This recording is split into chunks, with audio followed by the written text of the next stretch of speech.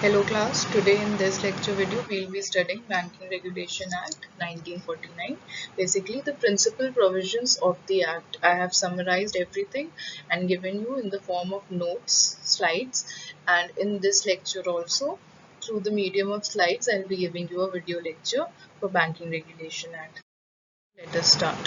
The Banking Regulation Act 1949 extends to the entire nation, passed as the Banking Companies Act 1949. It got amended and the name changed from Banking Companies Act to Banking Regulation Act 1949, and the amendment came into effect in 1966. See class, if you can see, I have made all the provisions or all the points in very simple language. I have framed everything in a simple language so that you can easily comprehend and understand everything.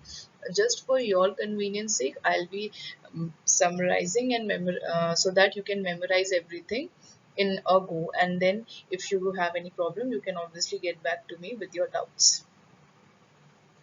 The second point is the Banking Regulation Act 1949 contained various provisions governing the commercial banks in India. The act, I repeat, was initially called as Banking Companies Act. Why am I repeating this twice in the first point as well as in the second point? Because in your course it is written Banking Companies Act, not Banking Regulation Act. So it was earlier known as Banking Companies Act only when it got passed, but in 1966 it got amended, the name got amended, and now we call it as Banking Regulations Act 1949. Clear?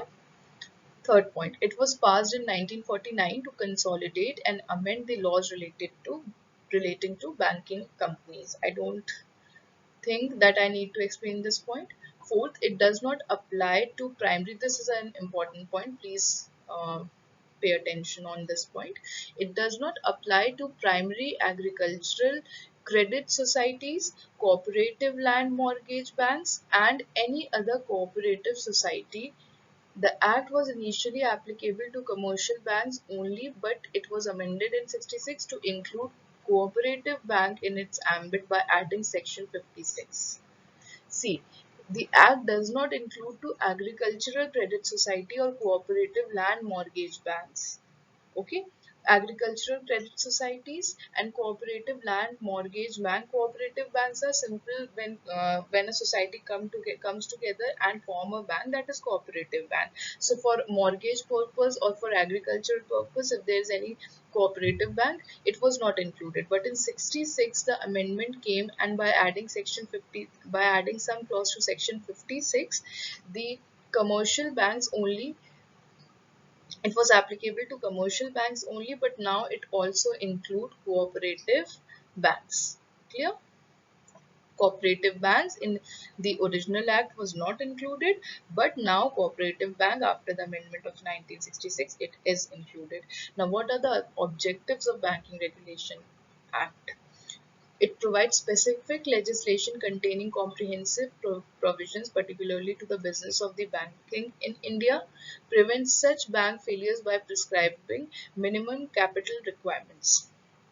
See, the first point I don't think is very difficult. Specific legislation, comprehensive provision related to banks. It has all the provisions related to banking companies in India. The second point would require a little bit explanation from my point. See, prevent such bank failures by prescribing minimum capital requirement. We are coming across a word capital. Now, what is capital? I know many of you must be knowing this word capital. Just to emphasize on that word, because you have studied company law or you are studying right now companies law. Capital is the minimum paid up money with which you start a business. आप एक minimum पैसा रखते हैं, उसके बाद business करना start करते हैं. वो जो पैसा आपने रखा उसे हम कहते हैं capital, and that is something which you from which you don't want to spend much. That is something which you want to keep with yourself as concrete. Minimum पैसा इतना होना चाहिए जब आप बिजनेस करते हैं, ताकि कल को कुछ भी हो आप इमरजेंसी की सिचुएशन में उसमें से पैसे ले सकें. Okay, day to day functioning, we don't touch the capital which we have kept. Ensured the balanced development of banking companies. This point is simple. Give power to RBI to approve the appointment, reappointment, and removal of the chairman, directors, and officers of the banks. Safeguards the interest of the depositors, facilitate strengthening the banking system of the company. Facilitate in strengthening. Please just add on this word in. I had just omitted on this word by mistake. I'm sorry. Okay. I hope the objectives are clear. All the objectives were simple. Just the second one, prevent such banking failures by prescribing minimum capital requirement. The Banking Regulation Act prescribes a minimum capital requirement, which I have mentioned in one of the slide. You would be able to go through it when we go to that slide. Minimum capital requirement for the types of banking company. Different types of banking company have different minimum capital requirements, so that is set by the act only. And what that setting of that minimum limit, what is that ensuring? It is ensuring that no banks should fail. Her bank के लिए अलग अलग, हर type of bank के लिए अलग अलग minimum capital बनाया गया है उस, और बनाया क्यों गया है? ताकि कोई भी बैंक फेल ना हो, कभी भी कोई भी चीज की कमी हो तो capital can be used. I hope it is clear. Moving on, the important definitions. The first definition you already know, I have taught you in the first lecture only. Banking refers to accepting the deposits of money from public. The deposits are accepted for the purpose of investing, lending, and repayable on demand, and such money can be withdrawn by drafts, check, etc. Simple. Second, banking company is a company which transacts the business of banking in India. This company fulfilled the state of affairs of being a company as given in Companies Act 1956 and 2013. I have mentioned both the acts because Companies Act got amended in 2013. So a banking company is a company which transacts the business of banking in India, which does the business, and what type of business it is doing? Banking business it is doing. And what type of, excuse me, what type of company it is? It is a company which is registered under 1956 or 2013 Act. Basically 2013 Act. Just for your clarification, I have written this 2013 Act. You all know already because you are company law students, I believe. Next, let us start with the principal provisions of Banking Regulation Act 1949. Now, the first 7 provisions I have not taken here because that is something which you can go through and you can understand on your own. If you don't understand anything, please get back to me through mails. I'll solve all your doubts. I have taken few selective sections only from this act because obviously I can't cover the whole act, but you go through the act. If you don't understand anything, please get back to me. Few of the sections have also been covered in the notes. You can go through those sections from the notes, and anywhere if you find any difficulty, again I'm repeating for the third time, get back to me, I'll solve your doubt. Now, prohibition of trading. Section 8. According to Section 8 of Banking Regulation Act, a banking company cannot directly or indirectly deal in buying or selling or bartering of goods, but it may, however, buy, sell, or barter the transaction relating to bills of exchange received for collection or negotiation. Now, the first part of the section is saying that according to the Banking Regulation Act, the banking company cannot buy or sell goods like the normal goods like groceries or telephones or clothes or furniture. They cannot get into such business of selling and buying normal types of goods. But obviously it may sell or buy or barter. What is barter? You take good, in exchange of that you give another good to the person. For example, I give you 1 kg of rice and I want 1 kg of wheat from you. So I give you 1 kg of rice, and in lieu of 1 kg of rice, you give me a kg of wheat. That is barter transaction. So in banking, basically, banking company doesn't sell, buy or barter goods in lieu of anything. Okay, but it can sell, buy or barter bills of exchange. For example, barter bills of exchange. What does this mean? If I show a bill of exchange and I want to get it encashed from the bank, obviously by taking bill of exchange, the bank will give me money. This is a kind of negotiation between me and bank. This type of transaction can take place. Okay. Second, non-banking asset, Section 9. According to Section 9, a banking company cannot hold any immovable property, however acquired, except for its own use for any period exceeding 7 years from the date of acquisition thereof. The company is permitted within the period of 7 years to deal or trade in such property for facilitating its disposal. Of course, the Reserve Bank of India, in the interest of the depositors, extend the period of 7 years for any period not exceeding 5 years. See, this section has been included in the Banking Regulation Act, or has have been given a place in Banking Regulation Act, so that the banking company doesn't get involved in buying or selling of assets. They don't get into real estate, they don't get into any other type of business like hoteling or something or the other. They just have to concentrate on transactions related to banking.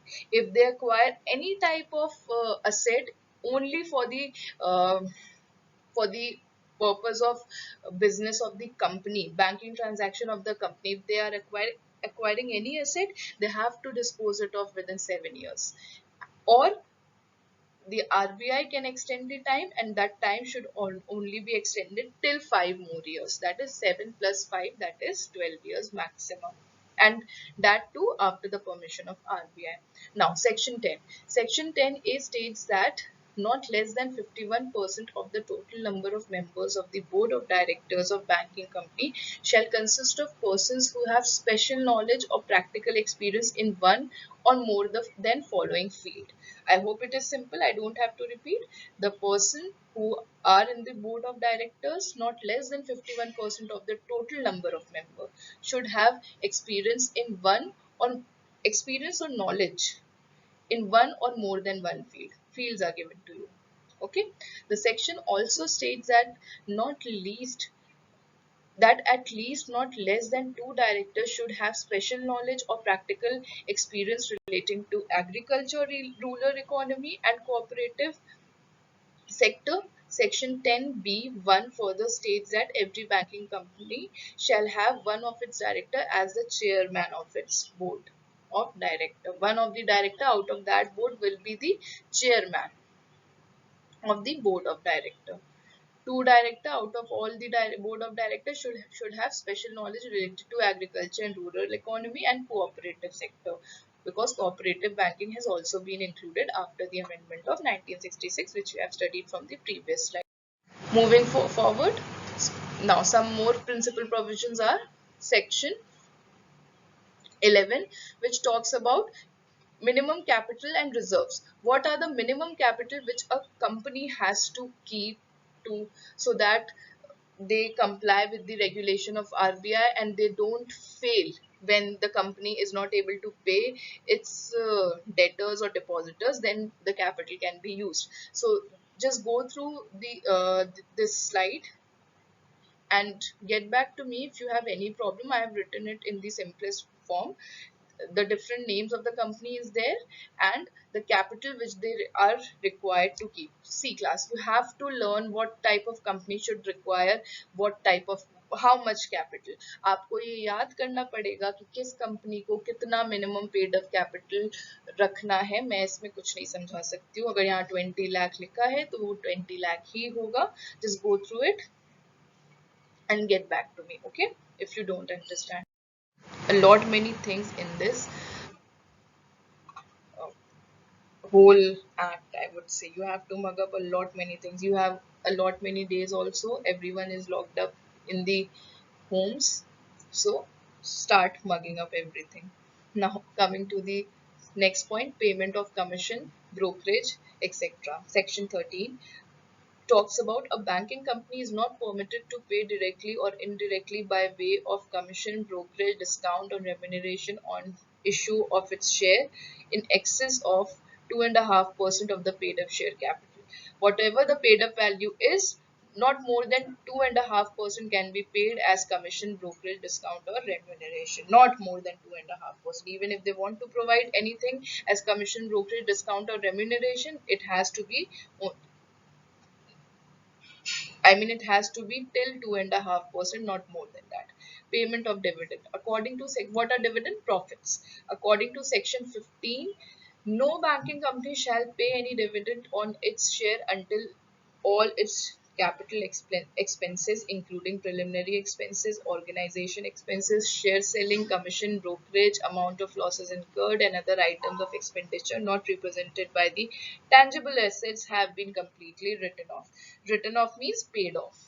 See class, I have already told you that dividends on the shares is only provided when everyone has got their share.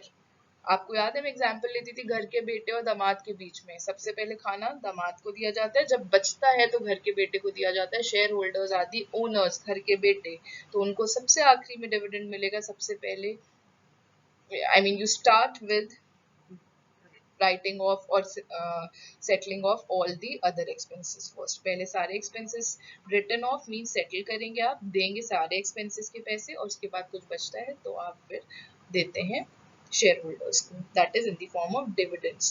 But banking company need not write off depreciation in its value of its investment in approved securities in any case where such as depreciation has not actually been.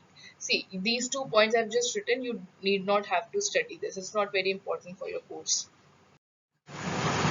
So just ignore those 2 points. Coming to the reserve fund, statutory reserve. You remember what are reserves? I used to tell you cash reserve ratio, statutory liquidity ratio. These are those points only. According to section 17, every banking company incorporated in India shall, before declaring a dividend, transfer a sum equal to 20% of the net profit of each year as disclosed by the profit and loss account to a reserve fund. Every banking company has to transfer 20% of the net profit. That is, whatever the profit is, gross profit, after deducting all the expenses from the gross profit, you get net profit. From the net profit, 20% has to be transferred to reserve fund or statutory reserve, and then whatever is left you will give as dividend. First you have to transfer 20% as reserve fund. Okay, the central government may, however, on the recommendation of RBI, exempt it from the requirement for a specified period. For some time, obviously, this central government can exempt a banking company, but this is a compulsory provision. Cash reserve. What is a cash reserve ratio? You remember the amount of cash which a banking company has to keep with themselves, keep with the RBI, so that whenever there is a requirement, they can get it from RBI. And what is statutory liquidity ratio? The amount of cash which the banking company has to keep with themselves. It is given in section 24, which they have to keep with themselves so that they can meet all the demand and time liabilities. Whatever, for example, I have deposited 100 rupees in a bank. If this requirement is not there and bank gives all my 100 rupees in loan, and I go next day to withdraw 20 rupees out of my bank, from my bank, will I get those 20 rupees? नहीं, मैंने 100 रुपए bank को दिए, 100 रुपए bank ने तुरंत loan में दे दिए मिस्टर एक्स को. अब मुझे कल को 20 रुपए चाहिए अपने 100 रुपए में से, क्या मुझे मिलेगा? नहीं मिल पाएगा. इसीलिए स्टैट्यूटरी लिक्विडिटी रेशियो रखा जाता है कि हर बैंक को इतना परसेंट तो रखना ही पड़ेगा. या 25% अगर दिया हुआ है तो मतलब 100 रुपए में से 25%, दैट इज 25 रुपए बैंक को रखना ही पड़ेगा, ताकि जो भी डिपॉजिटर्स हैं वो आए तो उनको पैसा मिल पाए. Okay, this is what it is given. Restriction on loans and advances. After the amendment of the Act 1968, a bank cannot grant loan or advance on the security of its own share, grant or agree to grant on loan or advance to or on behalf of any of the directors, any of the firm in which of its directors are partners, manager or guarantor, any company of which or any of its directors is a director, manager, guarantor, employee, any individual in respect of whom any of the director is a partner or guarantor. They will not give loans to these people. Now, accounts and audits. How is the accounting to be done and how is the auditing to be done, and to whom the reports have to be submitted? You would study from section 29 to 34A. Basically, accounts and auditing has to be done from a person who is qualified to do so, that is chartered accountant, and the reports have to be sent to RBI for all kind of verification. Now, for every banking company further, every banking company must take previous permission from RBI before appointing, reappointing or removing any auditor. RBI can also order special audit for public interest of the depositors. If RBI feels, then special audit can also be there. Otherwise, every bank, the auditing is done by the specified auditors in once in a year, or when the main auditing is done when the financial year is getting closed. Now, next, submissions of returns to RBI. RBI has to take the report inspection, or whatever the reports have been audited, it has to be submitted to RBI within a period of 3 months, which may extend up to 6 months and not after that. They have to submit every report within 3 months till 6 months. Inspection of books of accounts, section 35. This section was incorporated with a view to safeguard the interest of shareholder and depositors of banking company, as a result of which bank directors and managers are likely to be cautious in employing the funds of the institution. This section provides wide power to the RBI to see and look into the books of account and whether the banking companies are employing the fund or investing the funds of the depositors in the right way or not, giving directions to bank. Under section 35A, RBI only give directions to bank. Prior approval from RBI for appointment of managing director under 35AB has to be taken, and removal of any managerial person or any other person from office has to be taken. The approval has to be taken under section 36AA and 36AB.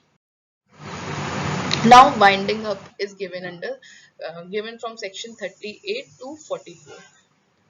RBI will initiate obviously the winding up of the companies under these circumstances. If it fails with the requirement of minimum paid up capital and reserve laid down in section 11, which we have already discussed, if it is disentitled to carry on business in want of license under section 22, it has been, see, you have to just mug up all these points. It has been prohibited from receiving fresh deposit by the central bank or the Reserve Bank of India. It has failed to comply with any requirements of the act, which continues to do so even after the RBI calls upon to do so, that is not following the requirement. The Reserve Bank thinks that a compromise or arrangement sanctioned by the court cannot be worked satisfactorily. That is, if they are not able to comply with the order of the court, the Reserve Bank thinks that according to the returns furnished by the company, it is unable to pay its debt or its continuance in prejudicial to the interest of the depositors. If the bank is prejudicial to the interest of the depositor, then it would initiate, RBI would initiate its winding up procedure. The banking company cannot be voluntarily wound up unless RBI certifies that it is able to pay its debt in full. If it is able to pay its debt, then it won't be wound up. I hope it is clear, this Banking Regulation Act, and if you find any difficulty, please get back to me. Thank you, class. And one more thing, I have given the notes also, so please kindly go through all the notes, and if you find any difficulty, get back to me. Do study everything from the Bare Act once. Thank you, class.